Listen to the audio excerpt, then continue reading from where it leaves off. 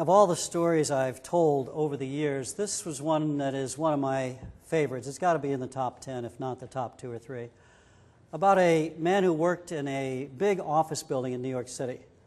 And one day while he was working there, one of the fluorescent tubes above his desk burned out.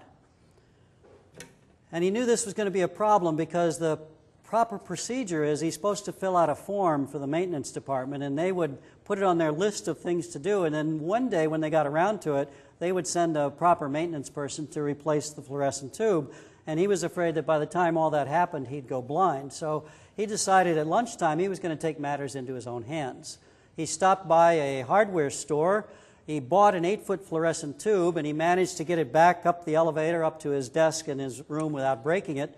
Stood up on his desk, he took out the old fluorescent tube and put it in the corner, put in the new fluorescent tube, and there was light. And he was so proud of himself. He solved the problem and it was all taken care of. And until he got back and sat down at his desk and he looked at that old fluorescent tube in the corner, and he knew that that was going to cause trouble because the maintenance people would come in at the end of the day to clean his office and collect the garbage, and they would see that and they would know that some non-union person changed a light bulb and he was going to be in trouble. So he decided he would just get rid of the evidence. He would take it with him. So at the end of the day, when the work was over, he left his office, he packed his briefcase and whatever he had and grabbed that fluorescent tube. He went out of his office. He managed to get down the elevator safely and through the crowds. He went down into a subway tunnel to take the subway back out to his home, and he got onto the subway and he grabbed one of the metal poles with one hand and he held the fluorescent tube with the other and stood there until he got to the next stop. At the next stop, 5 people got on, and 2 of them grabbed the metal pole and 3 of them grabbed the fluorescent tube. And halfway between there and the next stop, the solution came to him, and he got off the train.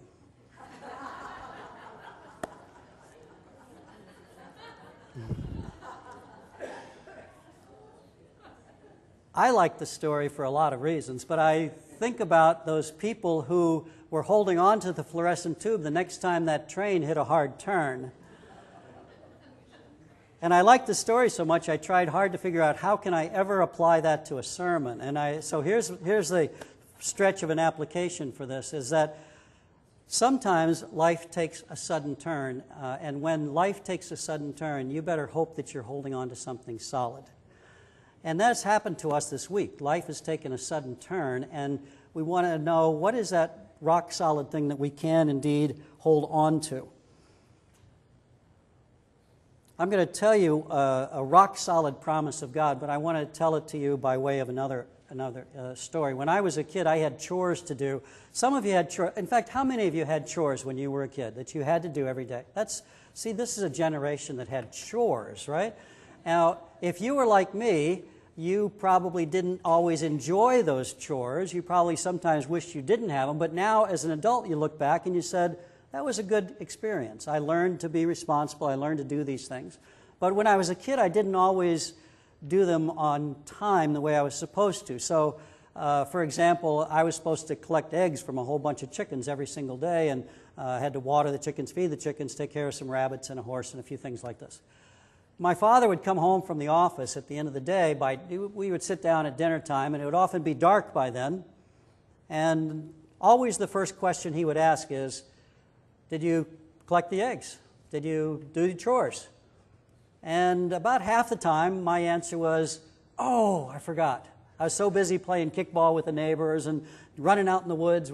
I forgot to take care of the animals. And I would always say, I'll do it in the morning, because I didn't want to go out at night because it was dark, and I was a kid, and I didn't like being out there in the dark. And my father's answer was always the same. Nope, you'll do it tonight. Those animals have to eat just like you do, so you're going to go do it tonight. And I would just have this dread, because our family never had a flashlight that worked, and even if we did, there were a lot of scary things out there that could attack me at night, so I didn't want to go out at night. And every once in a while, not very often, but every once in a while, my father would say, it's all right, I'll go with you. As soon as he said that, all fear was gone. It's like, oh, well, if he's with me, no matter how big these monsters that I imagined that were hiding behind the trees and the buildings and all these things, I knew that I was safe if my dad was with me. And that's this sense of peace that you get when your dad is with you, when you're with your father. All fear is gone as long as he is present with you. I want you to picture like a child walking down the street holding on to his father's hand. I think we have another photo like that. And it doesn't matter how busy the traffic is. It doesn't matter how dangerous the city is. For a little child, if that child is lost on those city streets with all the crowds and all the traffic and all the noise, that child's going to be terrified. But that little child holding the father's hand doesn't have a worry in the world. Doesn't think about, am I going to get lost? Am I going to get mugged? Am I going to get hit by a car? Not a care, not a worry, because that little child's holding her father's hand. So the great foundational promise that God gives to us in the most difficult times is, I will be with you. 5 words. I want you to realize the most comforting words of Scripture can be said in 5 words. I will be with you. That's the great promise of God. And that's the promise I want you to hold on to today and in the weeks to come as we've just gone through a very difficult time. I've told you before that in the Bible, when they wrote the Bible in the past, they didn't have bold type. They couldn't hit the caps button for emphasis to shout the message, and they didn't even use exclamation marks. If they wanted to emphasize something, they used repetition for emphasis. This phrase, do not be afraid, for I am with you, that phrase is found in one form or another 365 times in the Bible. Do not be afraid, for I am with you. You can, as you read through the Bible, you'll find it over and over again, once for every day of the year. Do not be afraid, for I am with you. And one of the places that phrase is found is in the 23rd Psalm. And I want us to say it together. I have the King James Version first, because most of you memorized it in the King James Version, and I want us to say it in the King James Version, if you'll put that up for us. Let's say it together. And some of it, you may have it done by memory. You may not even have to read it. But let's say the 23rd Psalm together. Ready? The Lord is my shepherd. I shall not want. He maketh me lie down in green pastures. He leadeth me beside the still waters. He restores my soul. He leadeth me in the paths of righteousness for his name's sake. Yea, though I walk through the valley of the shadow of death, I will fear no evil, for thou art with me. Thy rod and thy staff, they comfort me. Thou preparest a table before me in the presence of mine enemies. Thou anointest my head with oil. My cup runneth over. Surely goodness and mercy shall follow me all the days of my life, and I will dwell in the house of the Lord forever. When I was in seminary, I had a professor, a Hebrew professor, who had done his doctoral dissertation in Hebrew parallelism. So I think it gives you an idea of what kind of guy he was. Hebrew parallelism, I'm guessing that not everybody even knows what that is, because I didn't. Hebrew parallelism is a device that the ancient Hebrews used when they wrote poetry. And it was a way of writing 2 lines that were parallel to each other that would sometimes compare 2 things or sometimes contrast 2 things. So just to give you an example, in the first psalm, we read that a godly man is like a tree planted by streams of water.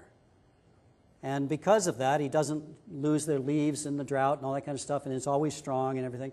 And then we read, in contrast, the wicked man is like chaff that's blown away by the wind.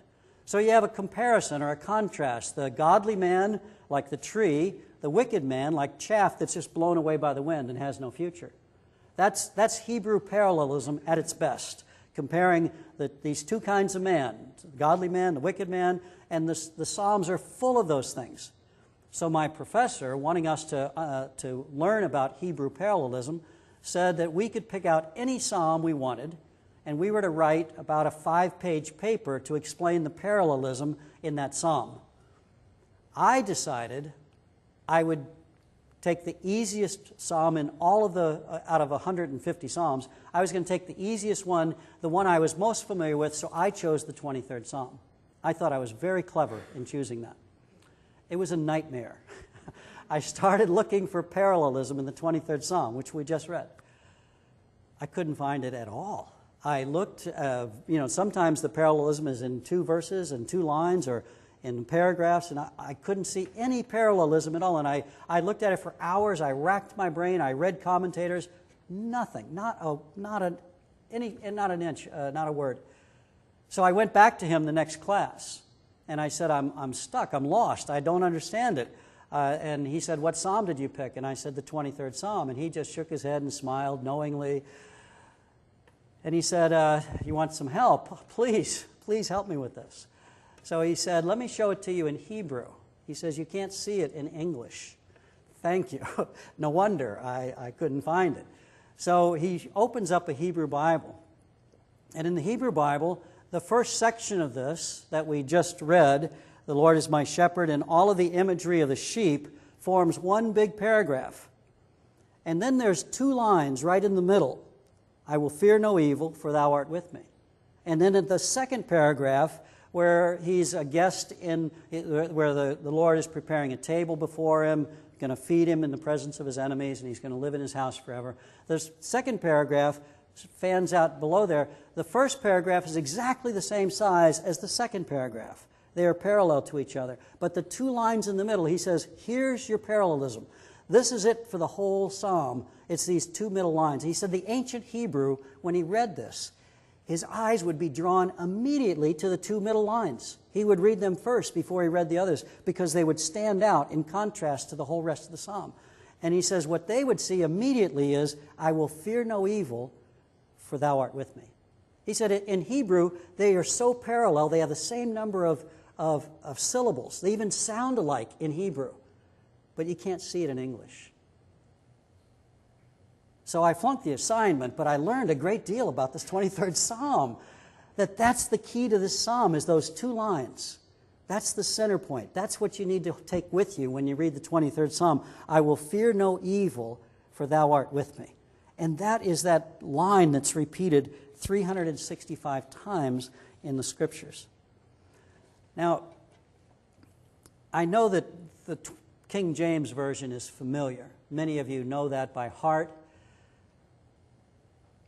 But I want to read to you this morning the Living Bible translation. In fact, I put a copy in your bulletin so you could take one with you. It gives a different look to the 23rd Psalm. The Living Bible is a paraphrase, which some people think is a terrible thing to do, but the fact is, many Hebrew words do not have an exact equivalent in English. And oftentimes you get a more exact translation by translating it thought by thought rather than word by word, and that's what a paraphrase does, translates thought by thought. And the Living Bible has, I believe, a wonderful translation of the 23rd Psalm. And so I'm going to read that for you. You can follow along on the copy that you have or the one that's on the screen. Because the Lord is my shepherd, I have everything I need. He lets me rest in the meadow grass and leads me beside the quiet streams. He gives me new strength. He helps me do what honors him most. And when walking through the dark valley of death, I will not be afraid, for you are close beside me, guarding, guiding all the way. You prepare a banquet for me in the presence of my enemies. You have welcomed me as your guest. Blessings overflow. Your goodness and your unfailing kindness shall be with me all of my life. And afterwards, I will live with you forever in your home. You like that translation? To me, it just touches my heart. It just speaks like normal people speak, without the whenceforths and thou sayeths. He says, in verse 4, when walking through the dark valley of death, the Hebrew word means the deepest darkness. And the deepest darkness for most of us is death. It is that last fear of mankind. And so what we think of that when, even though I walk through the valley of the shadow of death, in the darkest and deepest times, I will not be afraid. All fear is gone because the Lord is with me. He is close by me. When he says, you prepare a banquet before me in the presence of my enemies, that's a strange thing to do. But the picture here is that God has so protected David, and we read this in the first person, so he so protects you that even when you are surrounded by enemies, you can be at such peace with God that you can sit down and have a meal. Now, if you were on a battlefield and there were people shooting at you left and right and people charging at you, the last thing you're going to be able to do is sit down and have a meal, because you're going to be scared out of your mind. But you can be so relaxed in the presence of the great Comforter that you can enjoy this delicious meal that He has prepared for you and set before you in the presence of your enemies. When He says at the end, your goodness and unfailing kindness shall be with me, or as we always said, surely goodness and mercy shall follow me all the days of my life. That word follow in Hebrew is a military term that David would know well, because David was a general. And it meant that those things will pursue me, like David would in his army would pursue the enemy. And sometimes in our life we have bad things that pursue us, that are following us, and we dread them, we fear them. But He says now, because the Lord is your shepherd, because you are in His presence, now the things that are pursuing you relentlessly is God's goodness and His mercy, His unfailing kindness. Those things are going to follow you every day of your life as you go through life. And He says that He's going to spend eternity forever in His home. Now, David and I have this one thing in common. We have several things in common, none of them good. But he had chores when he was a kid, like most of you did. And his chores was to be a shepherd. David knew exactly the role of a shepherd. And he knew the relationship between a shepherd and the sheep, because he was a shepherd himself. And when he wrote this, he writes this knowing the relationship. And I'll tell you the relationship between a sheep and shepherd. It's a relationship of total dependence. The sheep are totally dependent upon the shepherd, because sheep are dumb. Sheep are helpless to help themselves. They can't find food. They can't protect themselves. They are helpless animals. It's not a compliment to us when the Bible compares us to sheep. They are dumb, helpless animals, and they are totally dependent upon their shepherd. And when they're with the shepherd, when they're close to the shepherd, they experience, peace and rest. He says in the 23rd Psalm that He leads them by the quiet waters. That's the only kind of water the sheep will drink. They're not going to go to a raging river and drink there. They will only drink out of quiet waters, and the shepherd knows where that is, and He finds it for them so they have something to drink. It says that He will lead them to green pastures to eat. He's the one who will find them a place to eat and a place where they can lie down and rest. And then it says He restores my soul. And I think a lot of you know what that means from personal experience. When your soul has just been wiped out, has been worn out, or has been damaged beyond repair, and He revives you, and He brings you to life again, and He restores your soul. The result of staying close to the shepherd is peace, and it's total security and safety, because you are close to the shepherd. And yet, what sheep tend to do is to wander away. You know the old hymn, prone to wander, Lord, I feel it, prone to leave the God I love? Sheep like to nibble their way away. And they don't even realize it, because they're so dumb. They don't even realize they're doing it, but they see a blade of grass about 10 feet over there, and they go, oh, that looks delicious. And they go over to that, then they see another one over there, and before they know it, they've wandered away from the shepherd, and the shepherd is nowhere to be seen. So the Bible gives us this picture that says, all we like sheep have gone astray, and every one of us has done it. We nibble our way away from the shepherd. We don't usually leave God in huge, massive leaps. We leave God in small steps away from God. But down the road, we find ourselves far, far away. And so we have this other picture from Scripture that says the shepherd who is taking care of 100 sheep, he counts the sheep and finds there's only 99, and one is missing. So what does he do? He leaves the 99, he goes and finds the one. And when he finds the lost sheep, he rejoices. And that's what He did with each one of you. And that's what He did with me. When we were lost sheep, He came to us and restored our soul and found us and brought us back to the fold. The metaphor of the sheep changes in the second half of the verse of the 23rd Psalm. The first half is all about the sheep and the shepherd. In the second half, the metaphor changes, and now you are no longer a sheep. Now you're an honored guest at the king's table, and the king is going to prepare a banquet for you, this delicious meal, because you're the honored guest.